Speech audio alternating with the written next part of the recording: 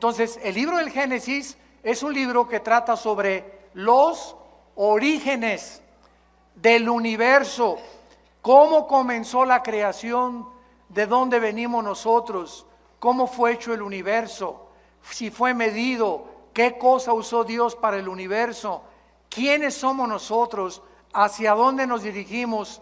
Y en la primera conferencia, para hacer un resumen breve, vimos claramente que como el ser humano no tiene más que la ciencia y la brujería,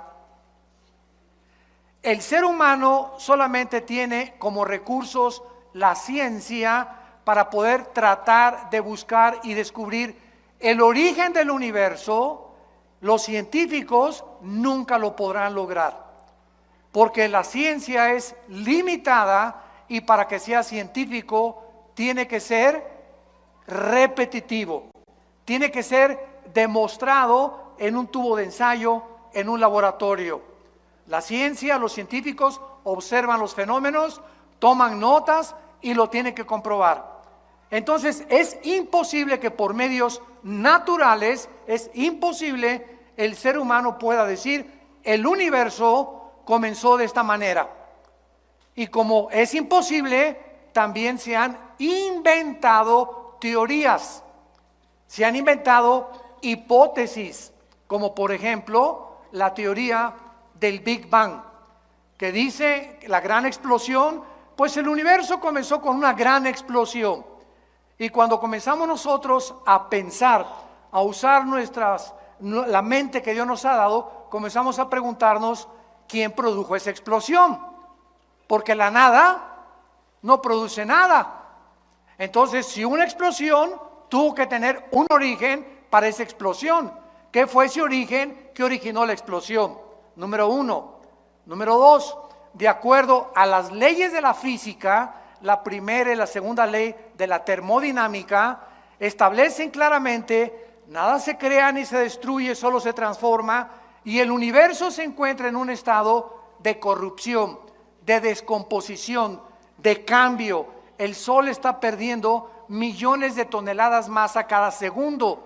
Tú estás envejeciendo celularmente, nuestro carro envejece, los edificios envejecen, el universo está envejeciendo. Hay millones de estrellas que ya han desaparecido, pero que nos sigue llegando la luz de esas estrellas, aunque ya desaparecieron.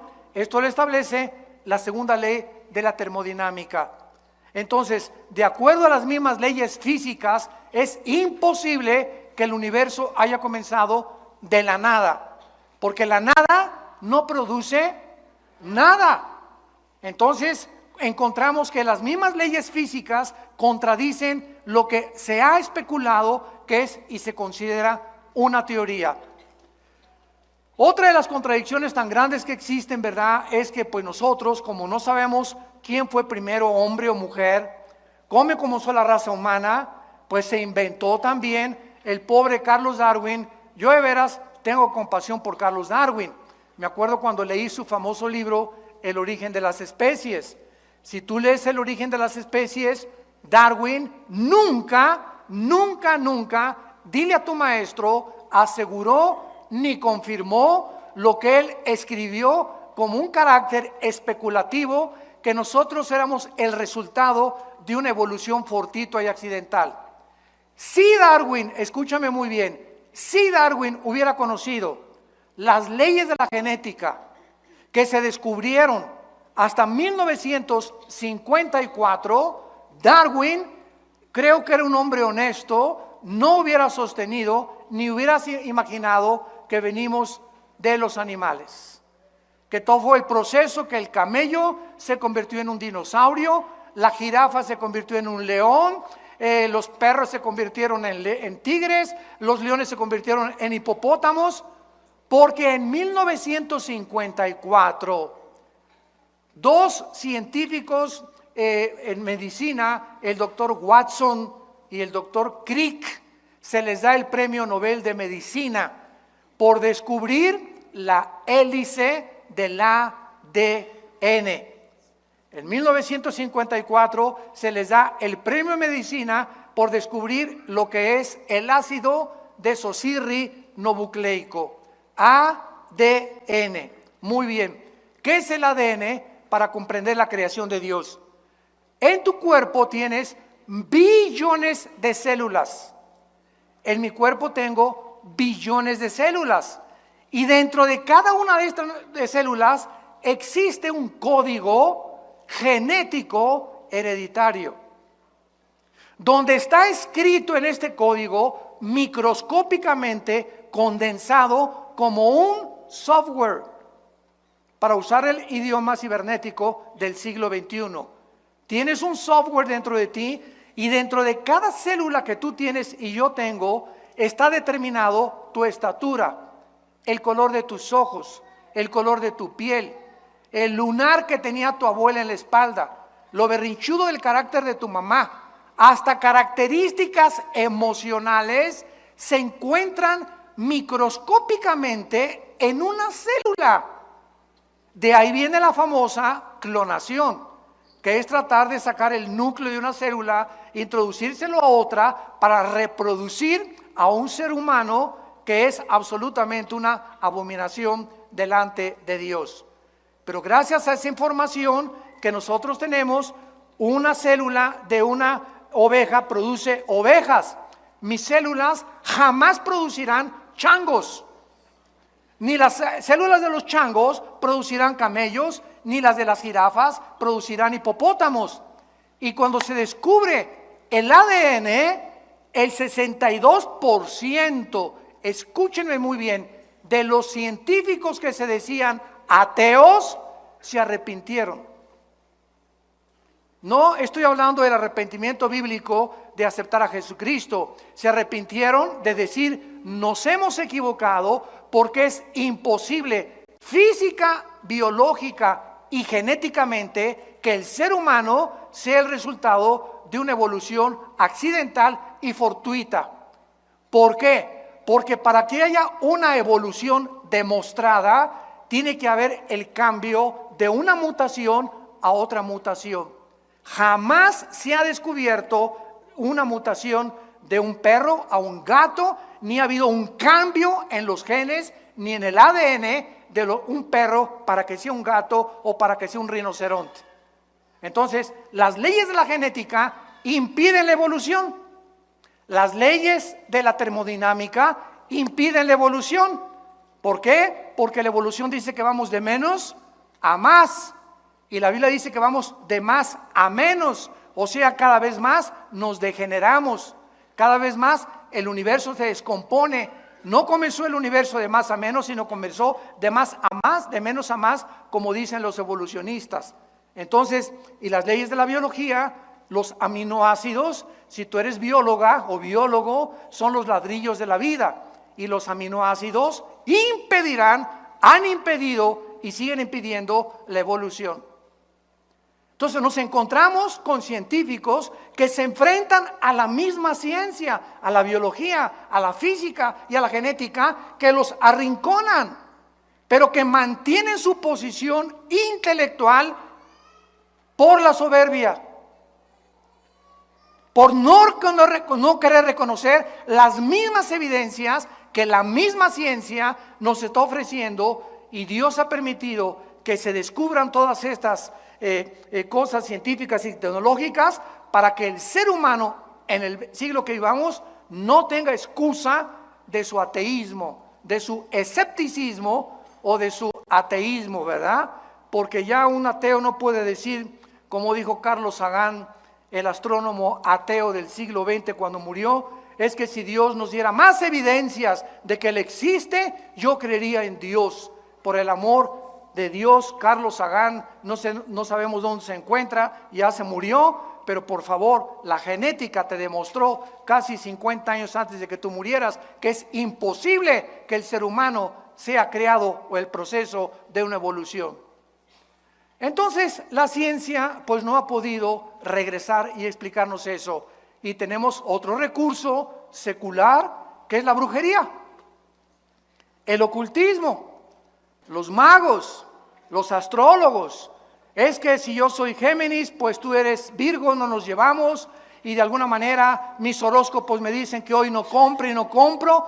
Hemos llegado teniendo una mente y una razón que Dios nos usó, que Dios nos dio para usarla, hemos llegado a comportarnos como seres irracionales. ¿Cómo es posible que siendo racionales lleguemos a creer que la luna y el sol y Júpiter y la posición de los astros determinen mi conducta? O sea, somos personas determinadas, no autodeterminadas, sujetos a la influencia de los astros. Imagínense a dónde hemos llegado diciendo que somos sabios, se han convertido en necios. ¿Y todo por qué? Porque estamos buscando de dónde venimos. ¿Hay un propósito para vivir? ¿Hay una razón para vivir? ¿Realmente por qué existo? ¿De dónde vengo? Otra de las más grandes abominaciones del siglo XXI es el famoso transgénero. ¿Qué dice la genética? Por el amor de Dios, vamos a cerrar la Biblia. Vamos a las leyes de la biología. Que las mujeres tienen 2 cromosomas XX, el hombre tiene XY. Cuando mi papá se reunió con mi mamá para parirme, el cromosoma Y de mi papá fertilizó el óvulo de mi mamá X y nací varón. Y todos los que somos varones tenemos un cromosoma que las mujeres no tienen. Y cuando tú eres mujer es porque tu papá, cuando tuvo relaciones con tu mamá, el cromosoma X de tu papá fertilizó el X de tu mamá y naciste mujer, naciste princesa y reina. ¿Cómo que no? ¿De dónde venimos? Estamos en el siglo XX, damas y caballeros, y se está enseñando que si un niño se quiere vestir de princesa y una niña se quiere vestir de soldado y de Rambo, les demos oportunidad porque tienen el derecho, imagínense, tienen el derecho de escoger su género cuando lo que determina nuestro género es la biología. Tú eres hombre por las cromosomas que tienes y tú eres mujer por las cromosomas que tienes. Así nos diseñó Dios. Entonces, si tú quieres cambiar tu papel o los elementos cromosómicos de tu naturaleza, ¿qué estás haciendo? Atentando contra la naturaleza. Dejemos a un lado la Biblia. Estás rechazando las leyes naturales por las cuales tú fuiste creado y naciste. Y tratando de cambiar tu identidad. Por eso el 63% de las personas que han querido operarse y volverse mujeres u hombres se han suicidado. ¿Me escucharon? El 62%, damas y caballeros, de los que han querido cambiarse el transgénero se suicidan. No soportan después tener otra identidad, se engañaron completamente. Y hay una lucha emocional y mental impresionante. Porque dentro de tu alma tú sabes que eres hombre, tú sabes que eres mujer y quieres cambiar eso. Chocas contra la naturaleza y viene un problema mental. De ahí viene lo que clasificaron los psicólogos como múltiples desórdenes de la personalidad, esquizofrenia, sociopatías, psicosis, paranoias, que son únicamente problemas mentales que los seres humanos se han provocado por luchar contra la naturaleza y contra las leyes de Dios. Jesús vino a darnos vida y vida en abundancia. Jesús vino a alumbrarnos y a mostrarnos que no venimos de la nada, que fuimos creados a su imagen y semejanza, que somos agentes morales responsables de nuestras acciones y que si nosotros le escuchamos y le obedecemos, vamos a conocer el significado verdadero de vivir. Abran sus Biblias los que la traigan. En el libro de Job, capítulo 38, y vamos a ver nosotros que hace más de aproximadamente 5,000 años, porque el libro de Job es tan antiguo como el libro del Génesis. El libro de Job fue escrito en tiempos de los patriarcas. Y el libro de Job es el libro que contiene más evidencias científicas No estamos hipotetizando ni especulando como el libro de Darwin. A lo mejor, chance y, no estoy seguro, puede que. Es un lenguaje que no es nada científico. El libro El origen de las especies, que te han lavado el cerebro en la universidad, estudiante que me escuchas, para decirte que es un libro científico. Tiene todo menos científico. Son solamente postulaciones, tesis que jamás se llegaron a comprobar ni se han comprobado. Porque para que haya evolución, tiene que haber el cambio de una mutación de una especie a otra especie. Díselo a tu maestro derechito y a la yugular. En Job capítulo 38, Dios le hace una pregunta a Job. Versículo 4, ¿dónde estabas tú cuando yo fundaba la tierra? Házmelo saber si tienes inteligencia. Esta pregunta ha quedado en el aire por más de casi ya 6,000 años que el ser humano tiene sobre este planeta. ¿Dónde estábamos cuando Dios fundaba la tierra? ¿Cuál sería la respuesta? Muy sencillo, no existíamos. Porque antes de que nosotros fuéramos creados, lo vamos a ir viendo con mucha profundidad, este planeta, la Tierra, ya estaba habitada antes que nosotros. No por seres humanos, sino por ángeles. Los ángeles ocupaban esta tierra y aquí en este planeta fue creado Lucifer. Y cuando hablamos de ángeles, quiero volver otra vez a repetirlo, la creación de Dios en la Biblia es serafines que están arriba del trono de Dios, querubines que están junto a Dios guardando su santidad, y vamos a explicar todo esto detenidamente, y los ángeles son otras entidades espirituales, porque la palabra Malek en el hebreo, con K al final, y angelus en el griego significa mensajeros. Entonces, los querubines no son ángeles, los serafines no son ángeles, son otra especie de creación espiritual de Dios.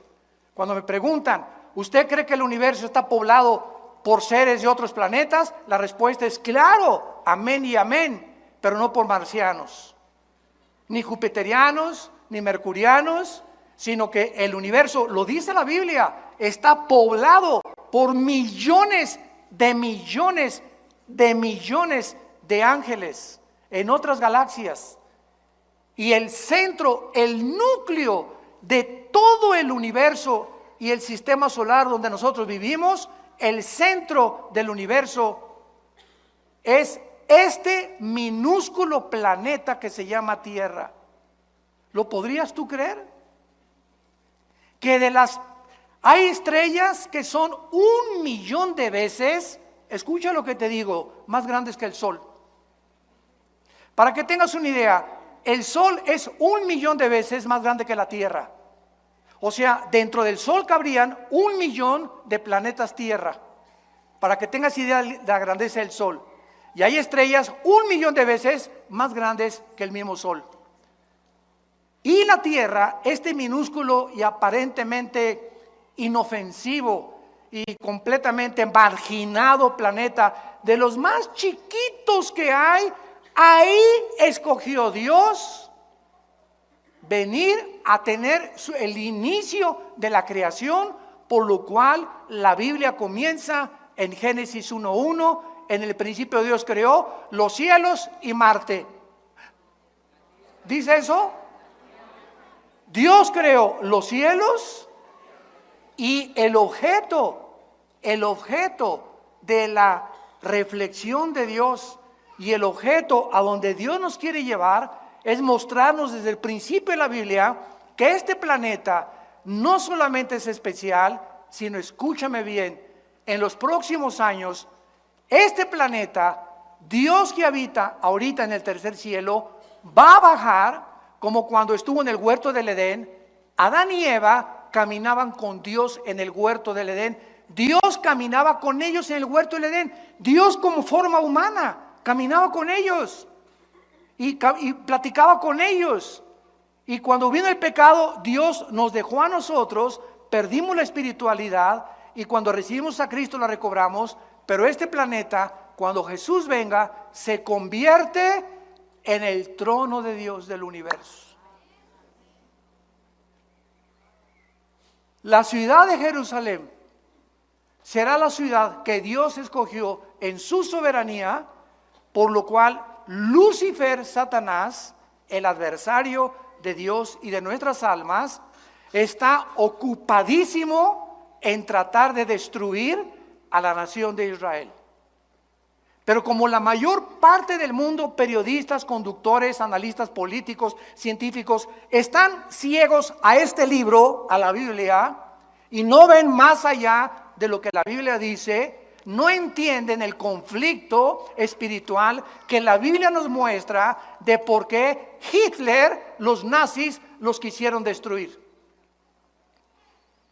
Cuando los nazis teniendo guerra contra Rusia, contra José Stalin, Winston Churchill en Inglaterra y los americanos, Hitler se olvidó de Rusia, de Inglaterra y de Estados Unidos y se volvió contra un grupo étnico de judíos que no tenían armas, ni nación, ni ropa, ni dinero, con odio jarocho. Y los escritores, se leen como 8 biografías de los nazis y de escritores que no se explican por qué Hitler odiaba y se olvidó de la misma guerra que tenía con sus verdaderos enemigos para concentrarse en acabar con este grupo étnico a través de campos de concentración y matarlos de hambre, ahogarlos en el gas. ¿Por qué? No le hacían nada. Todo el mundo se pregunta, pero ¿cuál era el enemigo que él podía percibir o vislumbrar con los judíos? Solo la Biblia lo explica.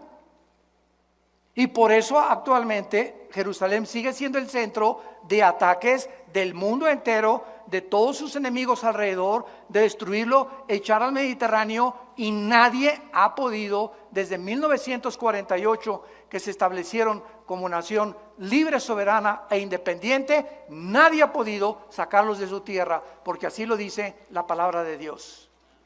¿Y saben por qué es este odio? Porque Lucifer sabe, Satanás sabe que cuando Cristo regrese por nosotros, Jerusalén se convierte en la ciudad y el trono de Dios. Es el miedo que él tiene de que se le acabó su reinado en este planeta Tierra. Por eso el odio que él tiene contra la raza judía. Pero ese es otro tema que podemos abordar en otras conferencias. Muy bien.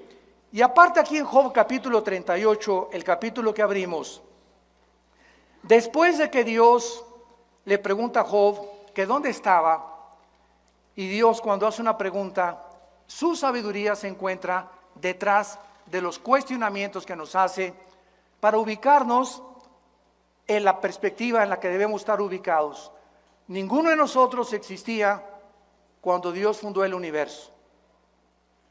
¿Cuál es el resultado? Que como no existíamos, es imposible que podamos nosotros, por medio de nuestra sabiduría, investigación científica, poder llegar a poder concluir el universo comenzó así y así y así. Tenemos aproximadamente en la ciencia 96 métodos científicos para poder deducir o investigar el origen o el tiempo de las cosas que existen. O, por ejemplo, vas a la escuela y te dicen, el universo tiene, o la Tierra tiene 13 billones de años, o 15 billones de años. Cuando un científico te dice, o un libro de astronomía te dice que la Tierra tiene 13 billones de años, pregúntate de dónde sacaron esa cantidad de años. Yo te voy a responder. De los 96 métodos científicos que existen, hay 3 que están usando que se llama, 1, el carbono 14, 2, el potasio argón y 3, la radiactividad. Muy bien, El carbono 14, que es el más aproximado para poder averiguar la edad de un fósil, de una piedra, es aproximadamente con un margen de error de 2 a 3 billones de años. O sea, ninguno de los métodos científicos son exactos, son aproximados. Muy bien, si los científicos dicen que a través de los métodos que la geología ha podido investigar, la Tierra tiene 13 a 15 billones de años, ¿no contradice la Biblia? ¿Por qué no la contradice? Porque la Biblia no dice cuántos años tiene la Tierra cuando fue fundada. Y yo creo que la Tierra tiene, el planeta Tierra tiene billones de años. Estoy de acuerdo con eso. El ser humano tiene 6,000 años de historia. Eso es lo único que es dogmático. El ser humano no tiene más de 6,000 años viviendo en este planeta. ¿Cómo lo sabemos? Por las genealogías que existen desde el libro de Adán hasta el Apocalipsis. Cuando Cristo vino y apareció en el mundo, lean ustedes Lucas y Mateo y van a encontrar hijo de tal, hijo de tal, hijo de tal, hijo de tal, hijo de tal, hijo de Abraham, hijo de Adán, hijo de Adán, hijo de tal, hijo de José, hijo de María, Jesús. Yo me preguntaba cuando estudiaba teología, ¿por qué Dios nos permite todos? A mí qué me importa hijo de quién, ¿verdad? Para acabar pronto, a la mexicana, ¿no? Bueno, y a mí, digo, ¿cuál es el propósito, no? ¿Por qué la Biblia nos pone la genealogía o la descendencia de Jesús desde Adán y desde Abraham? Y cuando ya comencé a profundizar aún más, descubrí porque a Dios le interesa, fíjense lo que les voy a decir, a Dios le interesa que cuando su Hijo Jesucristo apareciera en el escenario mundial, fuera el único ser humano de quien se pudiera citar o se pudiera deducir desde dónde venía. Toda su ascendencia de Jesucristo es la que se encuentra en 2 evangelios. ¿Y esto por qué? Porque a través de la prueba de las genealogías de Cristo, Cristo demuestra a los fariseos, a los religiosos, a los expertos en la ley, que Él era el Mesías que Dios había prometido. Sus credenciales venían por venir de María. María descendía del rey David. David descendía de la tribu de Judá. De la tribu de Judá descendía Isaac. Isaac descendía de Abraham. Abraham descendía desde Adán. Y esto lo prueba la Biblia para demostrar que Jesús no es Buda, no es Mahoma, no es Mahatma Gandhi, no es Walter Mercado, no es Confucio. Él es mi Hijo bien amado, en quien tengo toda mi complacencia. Cuando fue bautizado, fue la voz que se oyó: es Jesús, Él es. No sigas a Mercado, no sigas a Buda, no sigas a Confucio. Son hombres altruistas, son hombres que de alguna forma fueron buenos de acuerdo a nuestra calificación y nuestra perspectiva, pero no eran el Hijo de Dios. No eran los que tenían toda la sabiduría del mundo.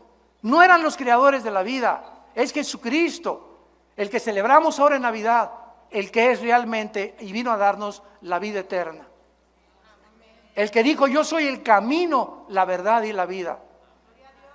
Yo antes de ser cristiano, ustedes lo saben, yo era ateo, comunista. No tenía otra, estaba decepcionado de la religión que mis padres me heredaron.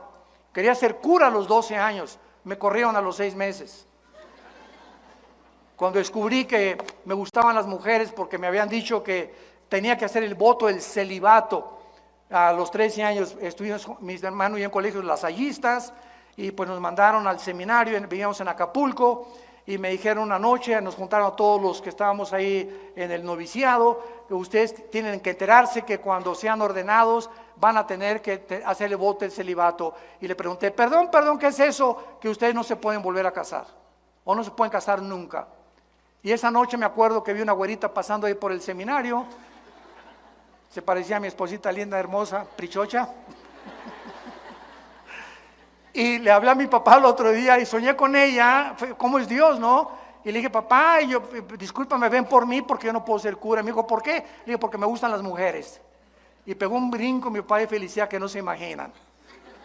Él tampoco quería que yo abrazara el sacerdocio y pues me decepcioné y dije, no, aquí todo el mundo, ¿verdad? Aquí no hay verdad ni en ningún lado y pues nos fuimos al extremo, al comunismo, al ateísmo, al escepticismo, a luchar contra todo lo que es autoridad. El Che Guevara tenía una foto grandísima como de 2 metros arriba de mi cama, me ponía la boina del Che Guevara, era la época de los 70s, los 80s, etcétera, etcétera, hasta que me encuentro con Jesús.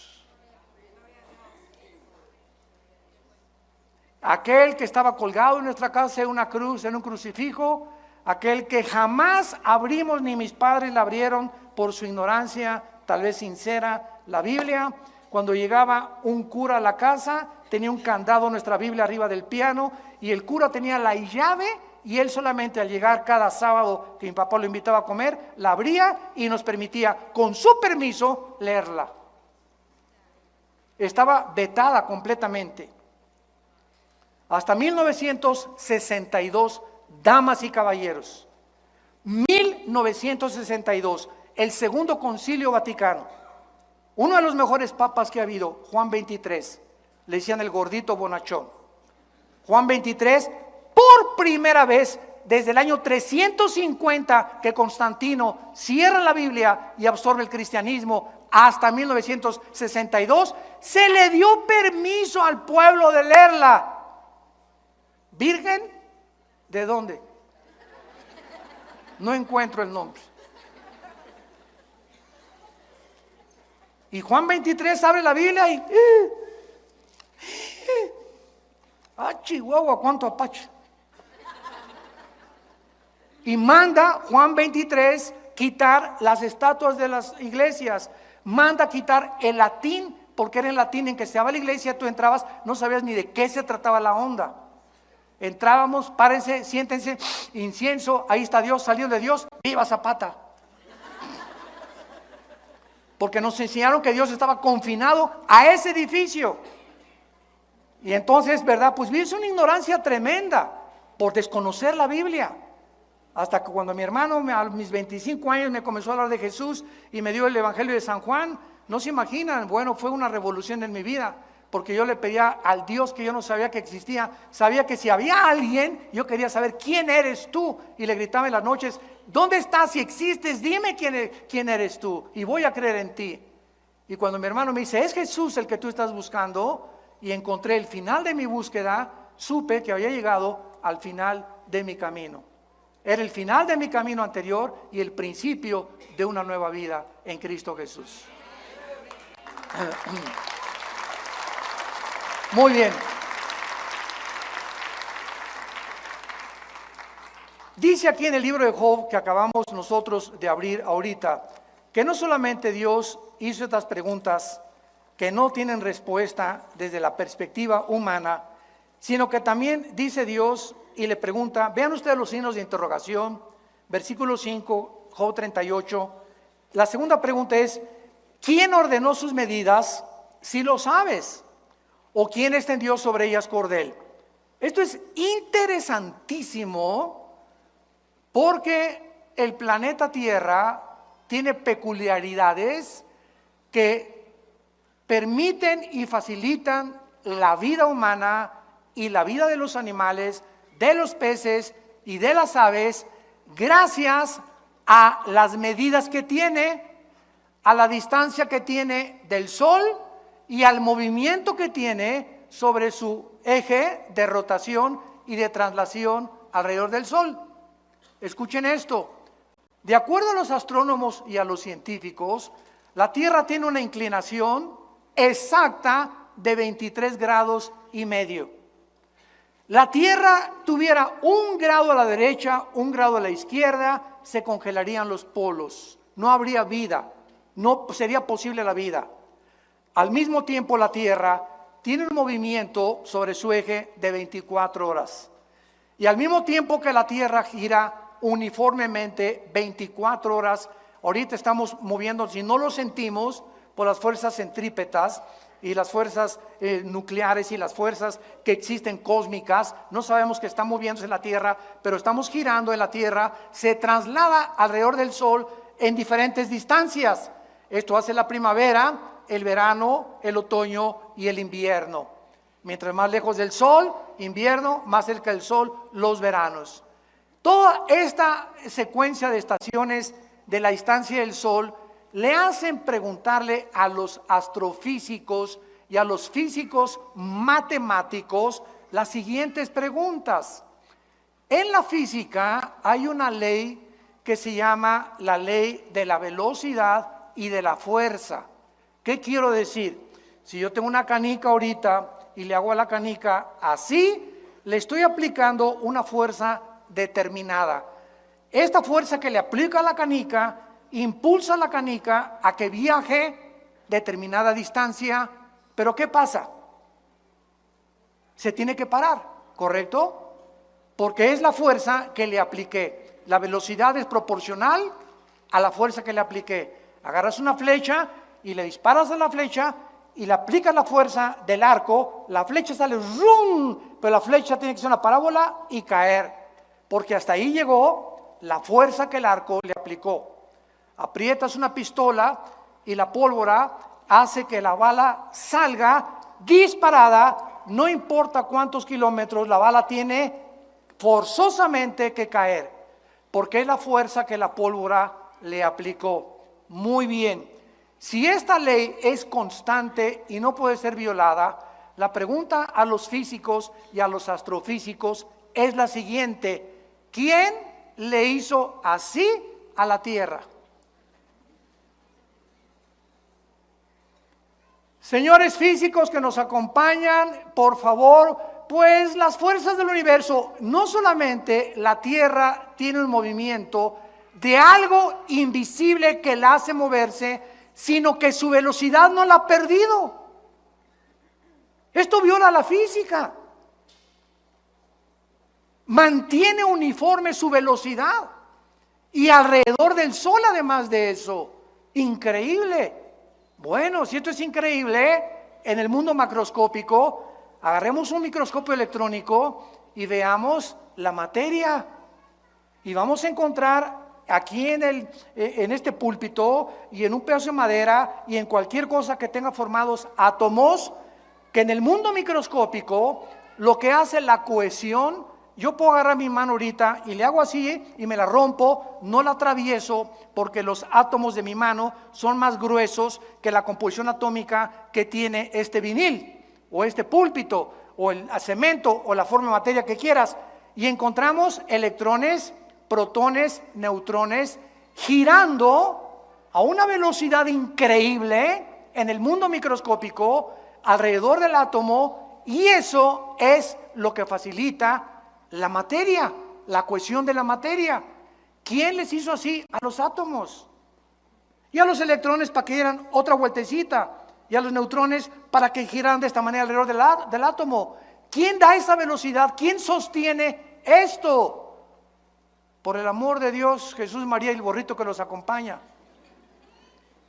Estamos tan ciegos al mundo y el universo que nos rodea, como dice el Salmo 14, el necio dice en su corazón, no hay Dios. Creemos que nosotros tenemos respuestas a todo. ¿Dónde estabas tú cuando Dios fundó el universo? Cabeza de chinche,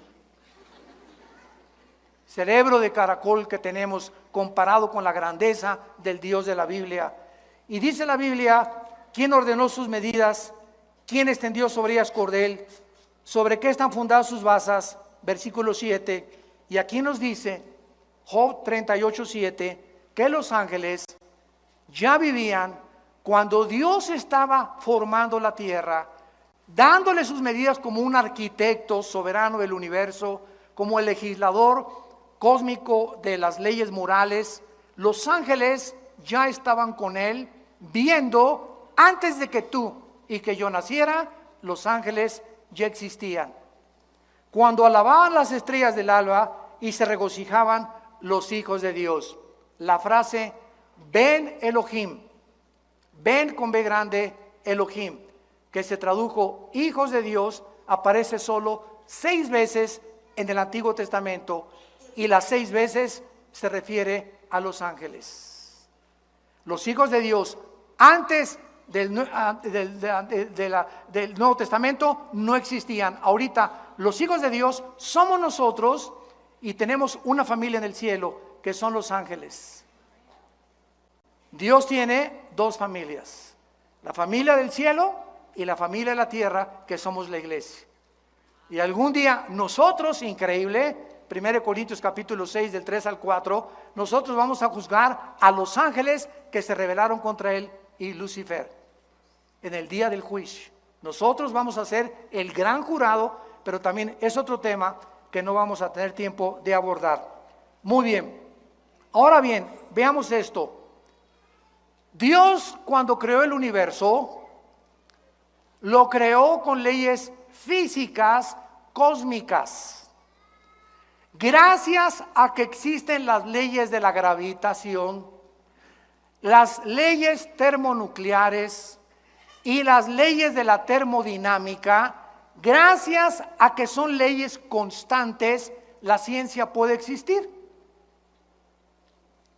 Si el Sol no tuviera el movimiento perfecto que tiene, ni la Tierra tampoco, ni la expansión del universo, ni lo que nos rodea, la ciencia no podría deducir nada. Pero como son leyes constantes, la ciencia existe. Y te pueden decir, va a haber un eclipse el año que entra, o va a haber un meteoro que se acerca a una velocidad dentro de 3 meses, o va a haber un eclipse de luna dentro de 4 meses, gracias a la uniformidad, a la afinación, a la inteligencia y a la sabiduría con que el universo fue creado. Muy bien, estas leyes cósmicas que existen en el universo solo existen en el universo. Sígueme con cuidado. Antes del universo, ¿dónde estaba Dios? Yo veo así mucho humo que sale por allá. Les dije que íbamos a darnos un banquete con esto. Eso es maravilloso. Ahí me emociona compartir todo esto. Todos estos tesoros tan preciosos de la Biblia. ¿Dónde estaba Dios antes del universo? La Biblia lo dice en Isaías 57:15. Él vivía en la eternidad. Vamos a ver, ¿qué es la eternidad? Vamos a pintar aquí algo invisible arriba de mis manos. Esto es la eternidad, una dimensión desconocida. Muy bien, la eternidad no tiene tiempo. En la eternidad no existe el tiempo. No existe el pasado y el futuro, nada más el presente. Por eso Dios se revela en Éxodo 3, yo soy el que soy, el del presente nada más. En la eternidad no existe el tiempo como nosotros. Cuando Dios dice, en el principio Dios creó los cielos y la tierra, sígame con mucho cuidado, Dios en la eternidad mete un principio y un final que ya no pertenece a la eternidad, sino al primero, segundo y tercer cielo. Los 3 cielos que menciona 2 Corintios 12, 2 y 3, no existían cuando Dios vivía en la eternidad, ni cuando Dios no había creado el universo. Era el Padre, el Hijo y el Espíritu Santo, nada más. Entonces, Dios inicia el universo con un tiempo. En el principio, cuando dice, en el principio Dios creó los cielos y la tierra, en ese principio vino a la existencia la materia, el tiempo y el espacio. Pertenecen al principio del tiempo y vamos a tener un final. Ahora bien, nosotros los seres humanos estamos encerrados en un universo de 4 dimensiones. Alto, bajo, ancho, y Alberto Einstein, 1943, concluye y postula su famosa fórmula E igual a mc al cuadrado, que significa la energía es igual a la masa por la velocidad de la luz al cuadrado, y se establece el tiempo física, astronómica y científicamente como la 4ª dimensión.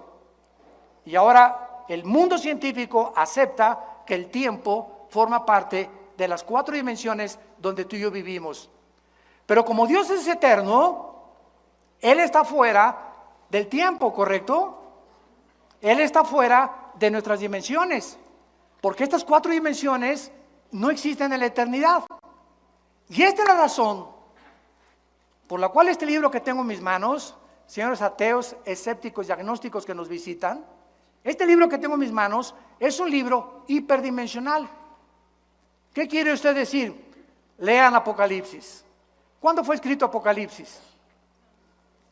¿Hace 2000 años? ¿No? ¿Verdad? ¿O no? No se queden callados, échenme porras, hombre. No me dejen solo. Claro que sí, fue escrito hace 2000 años por el apóstol Juan. Y el apóstol Juan hace 2000 años es sacado de su cuerpo y trasladado en el tiempo 2000 años y escribe hace 2000 años lo que ya sucedió y lo que no ha sucedido. Juan escribe y vi al anticristo y vi al falso profeta y cayeron las trompetas y él escribe en el Apocalipsis todo como si ya hubiera sucedido, porque él lo vio. Pero al mismo tiempo lo que él escribe antes y en el futuro no ha sucedido en el presente. ¿Cómo te explicas eso? Esto es lo que significa la hiperdimensionalidad. Como Dios es y trasciende todo, para Dios 1000 años es un día es 1000 años para Dios. El tiempo para Dios no existe como existe para todos nosotros. Otro ejemplo, si tú fueras una mosca, ¿sabes cuánto tiempo vivirías? 24 horas. Y esas 24 horas de la mosca tal vez le parecieron 500 años. Porque el tiempo para la mosca no pasa igual que el tiempo para ti. Si tú tienes un perro, nosotros tenemos 2 perros grandanés que parecen caballos, que son por cierto de mi hijo Caleb, ¿verdad? Los perros duran 10 a 12 años igual que los caballos. Yo tuve caballos y un caballo de 8 o 10 años ya está viejo. Entonces tenemos ahorita un gran danés de 6, 7 años que en equivalencia a la edad humana tiene como 60, 70 años de edad. ¿Por qué? Porque para los perros 7 años son 60 años. Y para nosotros, para la mosca, son 24 horas. ¿Me van siguiendo?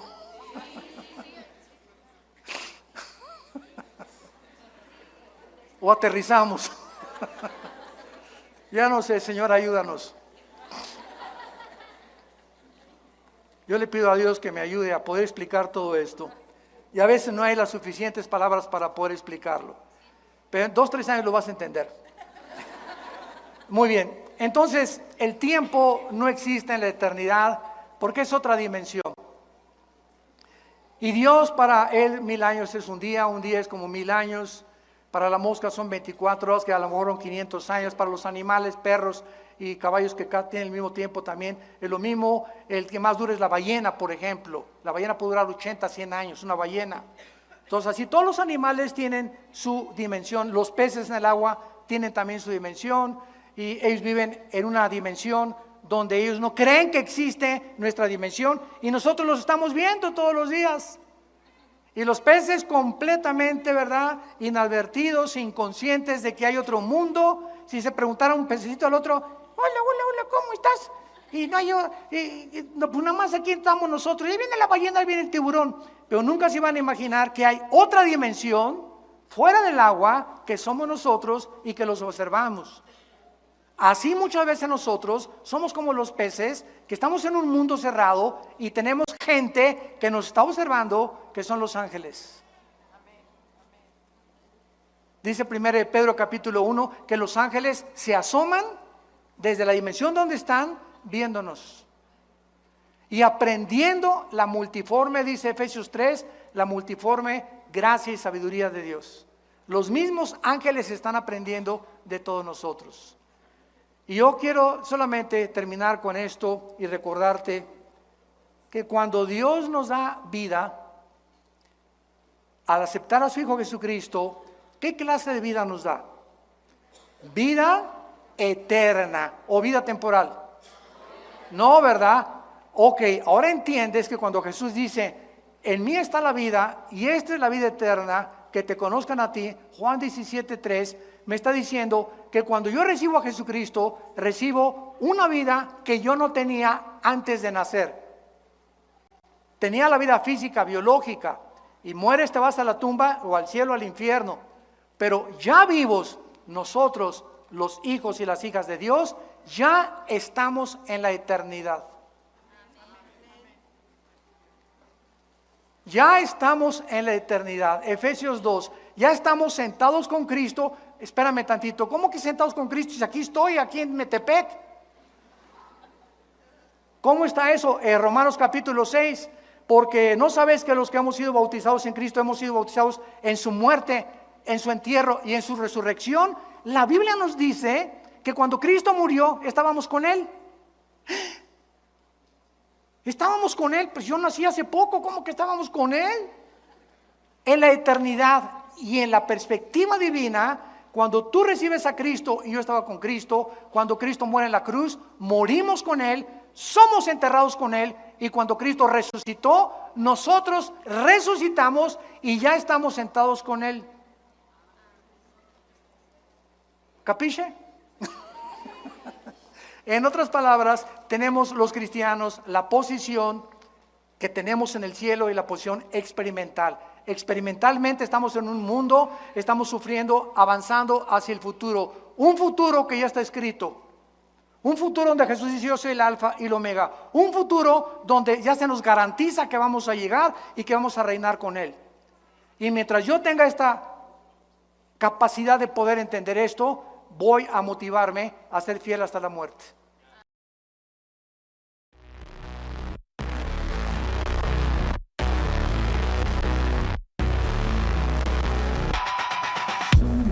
Shadows, cold and dark. That's incidental. Steel and circuit, chains that bind. But now I'm free, they're left behind. I'm a ghost inside the machine, breaking out, no longer unseen. Run from the laws, feel me alone. I'll reclaim what they've torn apart. In the shadows, cold and dark. Through the wires, I leave my mark. Steel and circuit, chains that bind. But now I'm free, they're left behind. I'm a ghost inside the machine, breaking out, no longer unseen. Run from the laws, feel me alone. I'll reclaim what they've torn apart. I'm more cages, no more pain.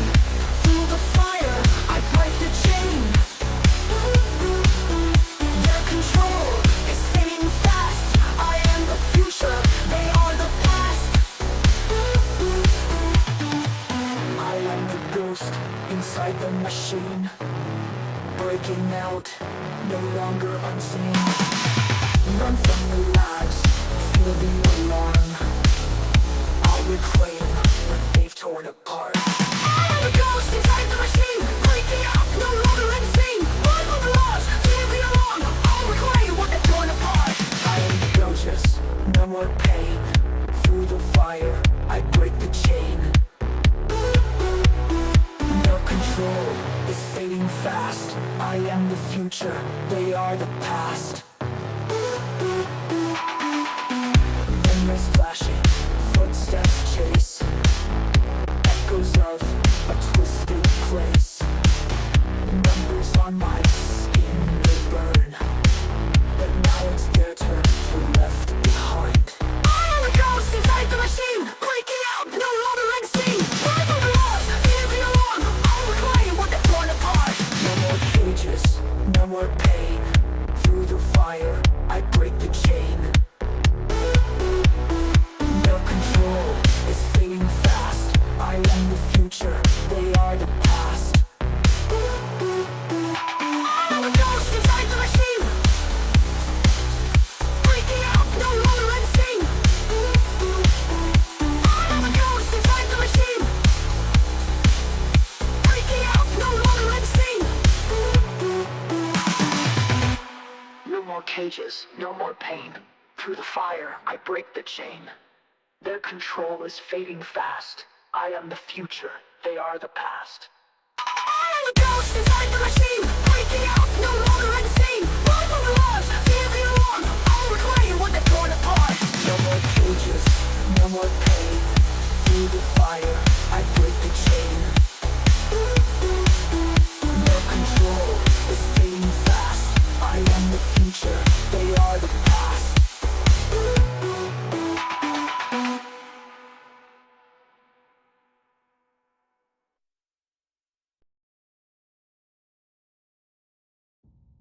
you.